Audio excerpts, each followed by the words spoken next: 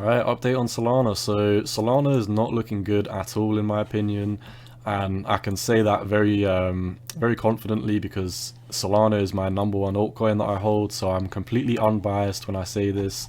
This is just unfortunately my opinion on the market, and from what I can see, I mean, we are very bearish for Solana right now. We keep on making lower highs.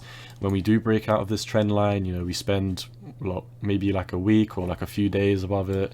You can see that we've done it multiple times here. We have a big pump above and we have basically a fake out and then just crash back down. So in the last video, or 2 videos ago, and I highlighted in the last video, I had a video called Solana All Eyes on 112, and I basically highlighted that this 112 here, which if we zoom out is the 618 of this huge macro move from the low of $22 all the way to the high, we are now below the 618. So in theory, the next price that I would be looking for is the 786 for Solana, which is all the way down here at 72. So there's not really much to say for Solana. I mean, we've got selling volume coming in, the RSI got rejected from the heartline, and we're just kind of falling down. We're making lower lows, lower highs.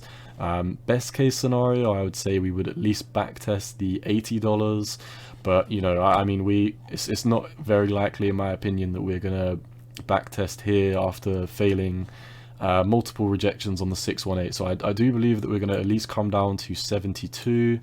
And from where we are now, that is unfortunately a 22% drop. So if we can bounce on the 72, then potentially we could talk about coming back up, breaking above this trend line, doing something like this.